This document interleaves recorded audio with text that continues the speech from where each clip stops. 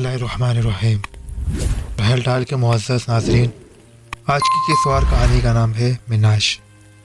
तो चलिए पहले पार्ट की तरफ बढ़ते हैं। शहर से कोसों दूर वीरान जंगल के बीचों बीच वो शकस्त खंडरात इस वीराने की बरसरारियत को बढ़ाने में पेश थे। इस तरफ आने वाले सयाह और शिकारी वहाँ के वीरानों में गुम हो जाते थे। वहाँ पर गुम होने वाले लोगों में से अब तक किसी का सुराग भी नहीं मिल सका था। टूटे फूटे खंडर काफ़ी वसी रकबे पर फैले हुए थे, जो कहीं सही सालिम कमरों की शक्ल में थे तो कहीं गिरी हुई दीवारें और छतें। वहाँ पर हर वक्त मौत का सा सकूत छाया रहता था। वहाँ पर सांप, बिच्छू और दीगर हशरात की बहुतात थी। इस खंडर में किसी जी रूह का होना नामुमकिनात में से था। इसके बावजूद इस खंडर के एक कमरे में जिंदगी के आसार मौजूद थे। 5 इंसान थे वो, जिनमें 2 औरतें और 3 मर्द। पांचों के जिस्म पर लिबास नाम की कोई चीज ना थी। मर्द उल्टे लटके हुए थे और इनके सरों के ऐन नीचे लकड़ियों का अंपार लगा हुआ था, जबकि दोनों लड़कियां नायलून की रस्सियों से बंधी सीधी खड़ी थीं। पांचों इस वक्त बेहोश थे। पहले तीनों लड़कों को होश आया, फिर वक्फे वक्फे से वो लड़कियां भी होश में आ गईं। डर का एहसास होते ही वो कराहने लगी। इनके बाजुओं और गर्दनों में से जहां जहां रस्सियां प्योस थीं, खून निकलकर जम चुका था। वो हैरत से एक दूसरे को देख रहे थे। एक लड़की ने कुछ कहने के लिए मुंह खोला तो जबान में प्योस सुई की वजह से इसकी तकलीफ भरी चीख ही निकल सकी। सभी के मुंह में इसी तरह सुइयां प्योस की गई थी। वो सब चेहरे से घबराए हुए लग रहे थे।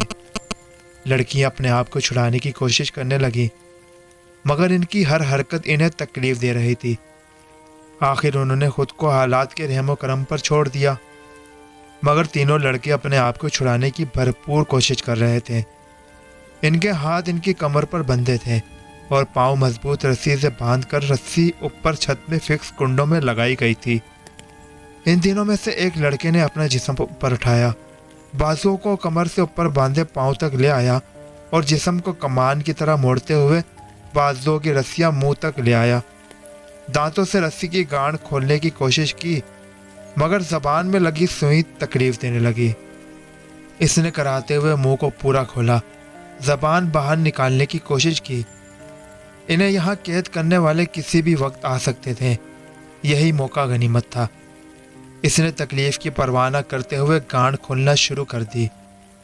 जैसे जैसे गांठ खुल रही थी, इसके मुंह से खून की रवानी तेज होती जा रही थी, मगर इसके इरादों से लगता था वो हर कीमत पर यह रस्सियां खोलकर खुद को आज़ाद करना चाहता है। थोड़ी ही देर में इसके हाथ आज़ाद हो गए। इसने अपने पाँव की रस्सियां खोलना शुरू कर दी। अभी वो एक गांठ ही खोल सका था कि कमरे का दरवाज़ा खुला। इसने गर्दन मोड़कर पीछे देखा तो खौफ से इसकी आंखें फैलती चली गईं।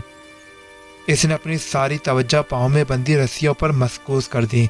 वो और ज्यादा तेजी से इन्हें खोलने लगा, मगर तीनों लड़कों के नीचे पड़े लकड़ियों के अंबार में यकदम आग भड़क उठी। बाल जलने की बू पूरे कमरे में फैल गई। वो तीनों तकलीफ से चीख रहे थे। लड़कियां भी यह मंजर देखकर चीखते जा रही थी। अंदर आने वालों की तवज्जो लड़कियों की तरफ हुई तो उन्होंने अपने हाथों का रुख तब्दील किया। एक झटके से इनके हाथ आग उगलने लगे। लड़कियों के जिस्मों को भी आग ने अपनी लपेट में ले लिया और इनकी लर्जा खेज चीखों से पूरा खंडर लर्जा उठा। वो एक ऐसे कबीले में पैदा हुआ था जो आग और पत्थर की परस्तिश करता था। इसे भी अपने वालिदैन से यही तरबियत मिली थी कि वो इन पत्थरों और आग के सामने सजदा रेज हो। वो ये काम करता तो था, मगर इसका दिल इस बात पर मुतमईन ना था कि ये बेजान चीज़ें इसकी कोई मुश्किल हल भी कर सकती हैं। वो अपने आबाओ अजदाद के तरीक़ों पर चल तो रहा था, मगर सिर्फ हालात के पेश नज़र। इसकी सोच अपने बड़ों से बहुत मुख्तलिफ थी। कभी कभी वो आसमान पर छाए हुए सितारों को देखता तो सोचता कि खूबसूरत कहकशाएं, ये पहाड़, चांद, सूरत और तरह तरह की नेमतें क्या इस आग की मरहूम में मन्नत है? और इसका जवाब देता, नहीं, बिल्कुल नहीं। इसी सोच में पड़े इससे घंटों गुजर जाते और फिर दिल को मुनव्वर करती एक नूरानी रोशनी हर तरफ फैल जाती तो वो घबरा कर आंखें खोल देता। वो अपने कबीले वालों को चीख चीख कर कहना चाहता था کہ जिन्हें तुम पूछते हो ये इस लायक नहीं, मगर फिर बहुत से वहम इसे ऐसा करने से रोक देते हैं। इन्हीं दिनों इसे एक अहम काम सौंपा गया। तभी से पता चला कि वो 22 साल का हो चुका है। इनके कबीले का ये रिवाज सदियों से चलता आ रहा था कि जो बच्चा 22 साल की उम्र को पहुंचता, इसको वहाँ की फौज में शामिल कर लिया जाता। दुनिया में फैले ऐसे लोग जिनको वो जादूगरों या साहिरों के नाम से जानते थे, इनका खात्मा ही इनका मिशन था। इस वक्त भी वो मुराकबे की हालत में था जब इसे सरदार के सामने पेश होने का बुलावा आया। थोड़ी देर में और सरदार के रूबरू खड़ा था। तुम जानते हो कि तुम 22 साल के हो चुके हो। हम तुम्हें मिशन पर भेजना चाहते हैं, लेकिन तुम्हारे जहन में अगर कोई सवाल हो तो बताओ, और क्या तुम इस मिशन के लिए तैयार हो? सरदार ने अपनी बारोब आवाज में कहा। मैं तैयार हूँ जनाब। इसने अपना सर खम किया। शाबाश मिनाश, मुझे तुमसे यही उम्मीद थी, सरदार ने कहा और अपनी कुर्सी से उठा। इस कमरे के दरमियान में एक 2.5 फुट का गोल चबूतरा था जिस पर शीशा लगा हुआ था। सरदार ने अपने हाथ मखसूस अंदाज में चबूतरे के गिर्द लहराए तो इस शीशे पर एकदम धुआं छाना शुरू हो गया। धुआं छटने के बाद शीशे के अंदर एक मंजर उभरा। इधर आओ मिनाश। मिनाश चलता हुआ इसके सामने जा खड़ा हुआ। शीशे के अंदर का मंजर देखकर वो ठटक गया। वो एक सफ़ेद लंबी दाढ़ी वाला शख्स था जो तस्बीह हाथ में लेकर आंखें बंद किए मुंह ही मुंह में कुछ पढ़ रहा था। इसके चेहरे से नूर ही नूर फूट रहा था जिसकी रोशनी वो कभी कभी अपने सीने में महसूस करता था। फिर मंजर बदला। एक 16-17 साल लड़की अपने आगे कोई किताब रखे मुंह हिला रही थी। इसकी आवाज़ वहाँ सुनाई नहीं दे रही थी। ये दोनों अफराद तुम्हारा मिशन है। इनको उठाकर यहाँ लाना ही तुम्हारे ज़िम्मे है। इनको यहाँ कैसे लाना है ये तुम्हारी अपनी जहानत पर मुनहसर है। एक बात याद रखना, ये लोग कमाल के साहिर होते हैं। बेशक हमारी ताकतें इनसे कहीं ज़्यादा होती हैं, मगर ये लोग अपने छोटे से जादू से तुम्हें बेबस कर सकते हैं। फिर हम भी तुम्हारी मदद नहीं कर सकेंगे। तुम समझ रहे हो ना मेरी बात? सरदार ने तफसील बताते हुए कहा। जी ठीक है, अब जाओ अपनी तमाम ताकतें इस मिशन पर लगा दो। और एक बात जहन में रखना, अगर तुम नाकाम लौटे तो मौत तुम्हारा मुकद्दर बनेगी, सरदार ने इंतहाई सर्द लहजे में कहा। और मिनाश लंबे लंबे डग भरता कमरे से निकल गया। यह क्या हिमाकत लामाश, अपने बेटे से तुम इस तरह पेश आ रहे हो? मिनाश के जाते ही साथ बेटी औरत ने जबान खोली। बेशक वो हमारा बेटा है, मगर इसे भी तो ये इल्म होना चाहिए कि कानून सबके लिए एक जैसा है, और मैं अपने मिशन को पूरा करने के लिए ये नहीं देखूंगा कि कौन मेरा रिश्तेदार है। मेरा मकसद सिर्फ और सिर्फ इन इलाकों से दर्द देने वाले मुसलमानों का खात्मा है। जब तक इस इलाके में एक भी ऐसा मुसलमान है, मेरा मिशन जारी रहेगा। इतना कहकर सरदार उठा और कमरे से बाहर निकल गया। तलत शाह इस शहर में बहुत मशहूर और मारूफ थे। यह शहरत इन्हें ऊंचे ऊंचे पोस्टर या टीवी पर शाया करता इश्तिहार से नहीं मिली थी, बल्कि यह तो इनकी खुशबू थी जो इस शहर से निकलकर दूसरों शहरों में भी पहुंच रही थी। वो 5 वक्त के नमाजी थे। इनका ज़्यादातर वक्त इबादत में गुजरता। जुम्मे के जुम्मा वो अपने घर में दर्स दिया करते थे, जिसमें महफिल, मुराकबा और तहलील नफ्सी पर प्रैक्टिकल भी किया जाते हैं। इसमें ज़ात अल्लाह का जिक्र किया जाता। इस रूहानी और वजदानी महफिल में शिरकत के लिए लोग दूर दूर से आते थे। वो कहते थे, इंसान को कोई फ़िरका नहीं, इंसान को सिर्फ एक सच्चा मुसलमान होना चाहिए। फ़िरका वारियत से झगड़े पैदा होते हैं और इंसान अपने असल मकसद को भूल बैठता है। वो मगरिब की नमाज़ पढ़कर आ रहे थे कि इन्हें अपने पीछे किसी के चलने का एहसास हुआ।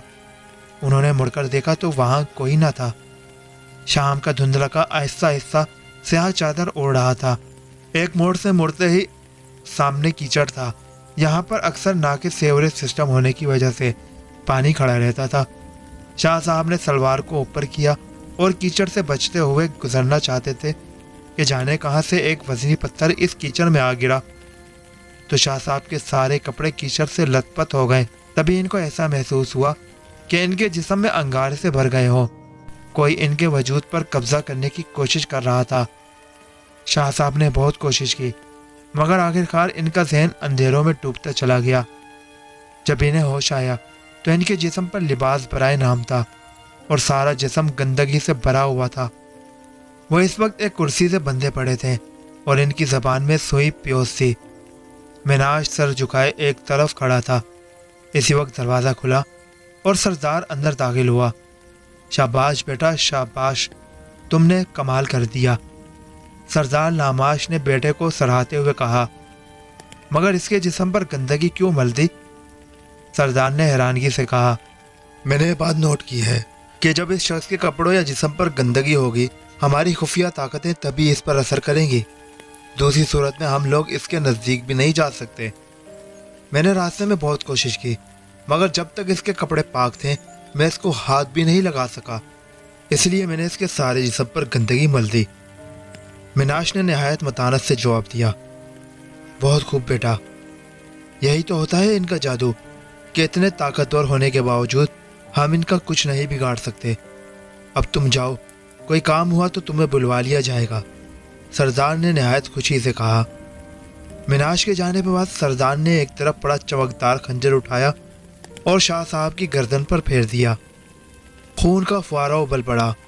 گرم گرم خون کے چھٹے ناماش کے منہ پر پڑے تو اسے طمانینت کا احساس ہوا۔ تھوڑی ہی دیر میں شاہ صاحب کی آنکھیں بے نور ہو گئیں۔ طلعت شاہ کو گم ہوئے 1 ماہ سے زیادہ کا عرصہ ہو چکا تھا۔ ان کے چاہنے والوں میں کافی دولت مند لوگ بھی تھے جنہوں نے شاہ صاحب کی تلاش پر کافی خطیر رقم خرچ کی، مگر ان کا نشان کہیں نہ ملا۔ رو دھو کر ان کے گھر والوں نے بھی صبر کر لیا۔ ان کی ایک بیٹی اور ایک بیٹا تھا۔ مریم گل سے چھوٹی تھی اور ایم اے اسلامیات کر رہی تھی، جبکہ گل ایک معمار تھا۔ اس کا شروع سے پڑھنے کا دل نہیں تھا، جس کی وجہ سے وہ صرف مڈل کر سکا اور پھر کام میں مصروف ہو گیا۔ مریم بالکل باپ پر گئی تھی، 5 وقت کی نماز پڑھتی، تلاوت کرنا اس سے بہت اچھا لگتا تھا۔ اس کی قرات اور چہت جیسی آواز سن کر خود گل اس کے پاس بیٹھ جاتا اور جب تک وہ تلاوت کرتی وہ اسے سنتا رہتا۔ کتنی ہی بار وہ بھائی سے کہتی، بھیا تم خود بھی تلاوت کیا کرو، بہت سکون ملتا ہے۔ تو وہ کہتا، اب بھی بہت زندگی پڑی ہے، میں اس راستے پر ضرور آؤں گا، مگر اس طرح کہ پھر واپس نہ ہو سکوں۔ میں بندہ نہیں چاہتا، یہ نہ کرو وہ نہ کرو، میں پہلے اچھی طرح عیش کرنا چاہتا ہوں اور پھر جب میں اکتا جاؤں گا تو میں خود ہی دین کی طرف لوٹ آؤں گا۔ مریم اس کی سوچ پر بہت بیچ و داب کھاتی اور اس کے جانے کے بعد خدا کے حضور دعا مانگتی کہ خدا اس کو صراط مستقیم پر چلا۔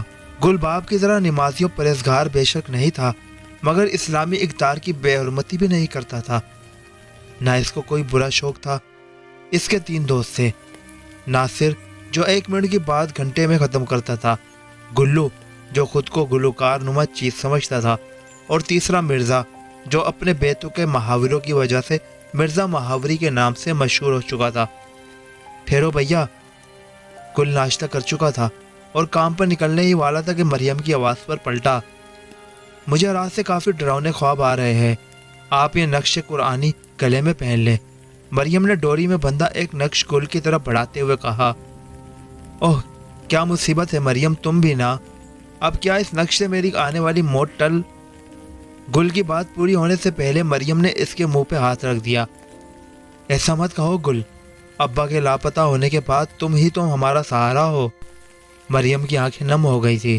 گل سب کچھ دیکھ سکتا تھا، مگر مریم کی آنکھوں میں آنسو نہیں، اس لیے اس نے نقش لے کر گلے میں ڈال لیا اور مریم کی آنکھوں سے نکلتے آنسو اپنے ہاتھوں سے صاف کر دیے۔ وہ گھر سے نکلا تو تینوں دوست اس کا انتظار کر رہے تھے۔ میاں آپ تو گلے میں تعویذ ڈال کر نکلے ہو، کوئی آندھی طوفان تو نہیں آنے والا؟ مرزا کی نظر اس کے گلے میں پڑے تعویذ پر پڑی۔ نہیں مرزا، یہ چھوٹی نے دیا ہے، کہتی ہے اسے پہن لو آفات ٹل جائے گی۔ گل کو ایک پلازے کا ٹھیکہ ملا تھا اور اس نے وہاں مزدور مستری لگائے ہوئے تھے۔ یہ تینوں اس کے گہرے دوست تھے اور اس کے ساتھ مزدوری کرتے تھے۔ آج کام ختم کرتے کرتے 11 بج گئے تھے۔ جس راستے سے وہ کام پر آتے تھے وہ کافی لمبا تھا اور اس وقت کوئی آٹو یا ٹیکسی بھی نہیں مل سکتی تھی، سو گل نے شارٹ کٹ اختیار کیا۔ یہ راستہ ایک چھوٹے سے قبرستان سے ہو کر گزرتا تھا۔ لوگوں کا کہنا تھا یہ قبرستان کافی بھاری ہے، آج سے بھوت پریت کا مسکن ہے، یہاں لوگ صبح کے وقت بھی آنے سے کتراتے تھے۔ گل نے حسیب وغیرہ کو کبھی حقیقی نہیں مانا تھا، یہی وجہ تھی کہ وہ بے تڑک قبرستان کی طرف بڑھا جا رہا تھا۔ بھائی گل، آپ کدھر جا رہے ہیں؟ नासिर अपने मखसूस स्टाइल में बोला। अपने घर जा रहे हैं और किधर जाना है? गुल ने लापरवाही के अंदाज में कहा। मगर ये कब्रिस्तान तो हसेबज़दा है। अब की बार गुल्लू ने मालूमात बढ़ाई। मुझे मालूम है, जिसको डर लगता है वो वापस जा सकता है। गुल अब कब्रिस्तान के दाखिली रास्ते पर पहुंच चुका था। मियाँ डरने की ज़रूरत नहीं, अगर कोई चीज़ हमारे रास्ते में आई तो खंजर है मेरे पास। मिर्ज़ा ने पान की पीक फेंकी और शलवार के नेफे को थपथपाया और फिर वो चारों कब्रिस्तान में दाखिल हो गए। अभी वो कब्रिस्तान के वस्त में थे कि इन्हें अपने पीछे छन छन की आवाज़ आने लगी। ऐसा लगता था कि कोई इनसे 4 कदम पीछे चल रहा है। पहली बार गुल को भी पसीना आने लगे। फिर वो आवाज़ करीब आई और इनके पहलू से होती हुई गुजर गई। चांद की मदम रोशनी में भी इसका उजला सरापा साफ नजर आ रहा था। जर्क बर्क लिबास में मलबूस वो एक निहायत खूबसूरत लड़की थी। इसने काफ़ी खूबसूरत लिबास पहना हुआ था। इसके पाँव में पायलें थी जिसकी वजह से छन छन की आवाज़ें आ रही थी। वो लड़की इनके आगे चलती हुई एकदम पलटी, एक अदा से इन चारों को देखा और फिर मटक मटक कर चलने लगी। 14वीं का चांद हो या आफताब हो, गुल्लू ने अपनी बेसुरी आवाज़ से रफ़ी साहब को शिकस्त देने की कोशिश की तो लड़की खिलखिलाकर हंस पड़ी। इसकी हंसी भी इसकी तरह खूबसूरत थी। अचानक पान की पीक फेंकते हुए मिर्ज़ा की नज़र लड़की के पाँव पर पड़ी तो इसे हैरत का एक झटका लगा। गुल मियाँ, तुमने कभी भागे पाँव उल्टे वाला मुहावरा सुना है? मिर्ज़ा ने गुल के कंधे पर हाथ रखते हुए कहा। गुल इस लड़की के हुस्न में महू था। मिर्ज़ा की बात सुनी अनसुनी हो गई। कभी तो सीधा बोल लिया करो मिर्ज़ा जी, उल्टे पाँव भागना होता है, भागे पाँव उल्टा नहीं। गुल्लू ने तस्दीक की। अरे ज़रा इस लड़की के पैर देखो। मिर्ज़ा गुल्लू से मुखातिब था। गुल भी इसकी बात सुनकर लाशौरी तौर पर इस लड़की के पैर देखने लगा। क्या हुआ है पैरों को? गुल्लू ने इसके पाँव घूरते हुए कहा। ये मुतरमा नीचे से उल्टी हैं, मतलब पाँव उल्टे हैं। अब समझ आई? मिर्ज़ा ने ड्रामाई अंदाज में सरगोशी की। नासिर, जो मिर्ज़ा की बातें समझ नहीं पा रहा था, अचानक ऊंची आवाज़ में बोला, बब बेचारी को पोलिया होगा। इसका जवाब सुनकर तीनों ने अपनी हंसी को बमुश्किल कंट्रोल किया। वो लड़की एकदम पलटी तो इसकी शक्ल काफ़ी खौफनाक हो गई थी। वो आहिस्ता आहिस्ता इन चारों के करीब होती जा रही थी। लगता है बातों के भूत लातों से ही नहीं मानेंगे। मिर्ज़ा इस मौके पर भी मुहावरे की टांग तोड़ना ना भूला था। मुझे समझ नहीं आ रही, तुम इतना डर क्यों रहे हो? नासिर ने हैरानगी से पूछा। अबे घामड़, इसके पाँव उल्टे हैं, मतलब ये चुड़ैल है। गुल्लू ने इसकी गद्दी में चपत रसद करते हुए जवाब दिया। चुड़ैल? नासिर की घी बंद गई। चुड़ैल सीधा मिर्ज़ा की तरफ आ रही थी। अब नासिर की नज़र भी इस पर पड़ चुकी थी और इसकी खौफनाक शक्ल देखकर वो खौफ से चीखे जा रहा था। कब्रिस्तान के खारजी रास्ते की तरफ भागो, गुल ने चिल्लाकर कहा और खुद चुड़ैल की तरफ बढ़ा जो मिर्ज़ा की गर्दन काबू कर चुकी थी। गुल ने जाते ही इसके बाल पकड़े और झटके से पीछे खींच लिया। चुड़ैल ने दर्द से चीखते हुए मिर्ज़ा की गर्दन छोड़ दी। मिर्ज़ा ने मौका गनीमत जाना और शलवार में मौजूद खंजर पर अपनी गिरफ्त मजबूत की। एक झटके से खंजर बाहर निकाला और बहादुर बनने की जुस्तजू में अपना अज़ारबंद काट दिया। पता तब चला जब शलवार उतरकर पाँव पर जा गिरी। चुड़ैल ने एक ज़बरदस्त झटका अपने बालों को दिया तो गुल उड़ता हुआ इसके सर से होता सामने जा गिरा। चुड़ैल के दोनों हाथ लंबे होने लगे, एक हाथ मिर्ज़ा की तरफ और दूसरा गुल की तरफ। मिर्ज़ा अपना टूटा अज़ारबंद जोड़ने में मगन था। जब चुड़ैल का हाथ करीब आया तो जान बचाने के लिए भागा, मगर इसका हाथ मिर्ज़ा की शलवार पर पड़ चुका था। मिर्ज़ा ने इज्जत पर जान को तरजीह दी और शलवार वहीं छोड़कर कब्रिस्तान के खारजी रास्ते की तरफ भागा। चुड़ैल का दूसरा हाथ गुल की गर्दन पर पड़ चुका था और वो इसे उठा उठाकर पटक रही थी। गुल अपने आप को छुड़ाने की बहुत जद्दोजहद कर रहा था। इसी खींचातानी में जाने कब गले में पड़ा नक्श बाहर आया और इससे मुनक्कस होती सुनहरी किरणें चुड़ैल की तरफ बढ़ी। गुल को वाज़ा नजर आ रहा था कि कुरानी नक्श के हरूफ सुनहरे होकर चुड़ैल की तरफ बढ़ रहे हैं। जैसे ही ये हरूफ चुड़ैल के जिस्म से टच हुए, इसे आग ने पकड़ लिया। चुड़ैल की चीखें इतनी भयानक थी कि मजबूरन गुल को अपने आंखों पर उंगलियां ठूसनी पड़ी। थोड़ी ही देर में वहां खामोशी के सिवा कुछ न था। गुल ने तावीज़ को छूमा खुदा का शुक्र है कि इसने तुम्हें छोड़ दिया। अब हम आइंदा इधर से नहीं गुजरेंगे, गुल्लू ने हमदर्दाना लहजे में कहा। नहीं, अब वो ख़त्म हो चुकी है, डरने की कोई बात नहीं। मेरी आंखों के सामने इसे आग लग गई थी और ये सब इस नक्श की बदौलत हुआ है। गुल ने इन्हें खौफज़दा देखा तो तसल्ली दी। चलो अच्छा हुआ, खस कम जहाँ पाक। मिर्ज़ा भला कहाँ पीछे रहने वाला था। तो तुम भी बहुत सुर निकाल रहे थे कि चौदहवीं का चांद हो या आफताब हो। अब गाओ। बब्बा बोलती बंद हो गई क्या? नासिर ने गुल्लू से कहा, जो अभी तक काँप रहा था। इस दिन से गुल 5 वक्त का नमाजी हो गया। वो फारिग वक्त में अपनी बहन मरियम से कुरान की तालीम भी लेने लगा। मरियम के पास बहुत वसी इल्म था। वो हर आयत का तर्जुमा और तफसीर काफ़ी तफसील से बताती। इसकी बातें सुनकर गुल के अंदर फूटी ईमान की नाजुक सी कोपल को ग़िज़ा मिलती और वो आहिस्ता आहिस्ता एक बड़े पौधे की शक्ल इख्तियार करने लगी। आज मरियम काफ़ी परेशान नज़र आ रही थी।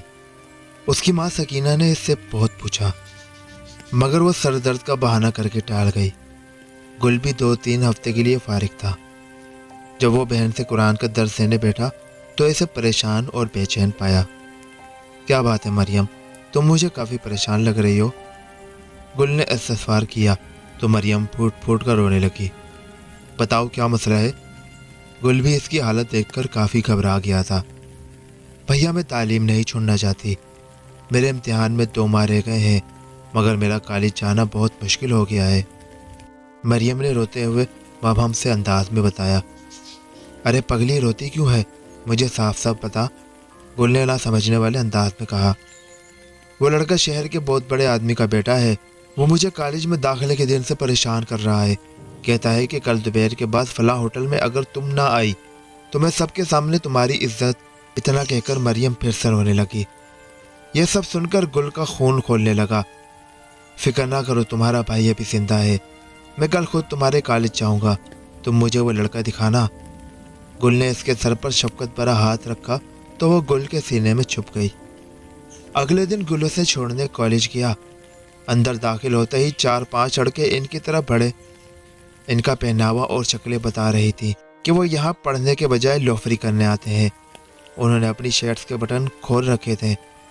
चेहरों पर तरह तरह की करीमें लगाई हुई थी और बाल औरतों की तरफ बढ़े हुए थे। क्या बात है बुलबुल, हम में कौन सी कमी देखी जो अपने इस आशिक को साथ ले आई हो। इनमें से लंबे कद के लड़के ने इंतहाई बेहुदा अंदाज में कहा। मरियम ने भाई के बाजू पर गिरफ्त मजबूत कर ली। गुल अपनी सुर्ख होती आंखों से इसे घूर रहा था। अरे इज्जत, देखो तुम्हें कैसे घूर रहा है, जैसे खा जाएगा। लंबे लड़के के साथ खड़े एक ने कहा। गुल इनकी साइड से होता एक तरफ बढ़ गया। मरियम को क्लास में छोड़कर वो वापस आया तो सीधा इन 5 की तरफ बढ़ा। इसने अपनी मुट्ठियां जोर से बेंच रखी थी। लंबे कद वाले के सामने जाकर वह इसकी आंखों में आकर डाले खड़ा हो गया। ए गोंचू, अगर तेरा दिल इस पर आ गया है तो तुझे भी इसका टेस्ट करा दूंगा। मिलकर खाने से इत्तेफाक बढ़ता है। लंबे कद वाले ने इतनी ही बात कही थी कि जैसे गुल पर क्यामत टूट पड़ी। गुल का मुड़ा हुआ घुटना इसकी टांगों के दरमियान पड़ा तो वो दर्द से दोहरा हो गया। गुल ने इसी पर इक्तफा नहीं किया। इसने उछलकर अपनी कोहनी इसकी कमर में रसीद की तो वो जमीन पर धूल चाटने लगा। दूसरे ने यह देखा तो अपनी बेल्ट निकाली और गुल की कमर पे मारना चाहता था कि गुल, जो इस तरफ से गाफिल नहीं था, मुड़ा और इसका वार अपने हाथ पर रोका। एक झटके से बेल्ट इसके हाथ में आ गई। इस लंबे लड़के के बाकी दोस्त भी आगे बढ़े, मगर इसके बाद गुल ने इन्हें कोई हमला करने का मौका न दिया और बेल्टों, गुंसों और टुकड़ों से इन्हें अधमुआ कर दिया। 5 लड़के थोड़ी ही देर में जमीन पर पड़े करा रहे थे। गुल ने लंबे कद वाले को गिरबान से पकड़ा और इसकी आंखों में आकर डालता हुआ बोला, वो लड़की मेरी बहन है। आइंदा अगर इसकी तरफ देखा भी तो आंखें नोच लूंगा। फिर वो इसे आखिरी ठुड्डा मार कर कॉलेज से निकल आया। तुम्हारा दूसरा निशाना ये लड़की है, गौर से देख लो इसे और उठाकर यहाँ ले आओ। सरदार लामाश ने मिनाश को बुलाया और शीशे में इसे मरियम का अक्स दिखाया। मिनाश के लिए काम मुश्किल नहीं था। इसने सरदार से इजाज़त ली और पलक झपकते ही मरियम के घर आ पहुंचा। मरियम इस वक्त गुल को पढ़ाने में मगन थी।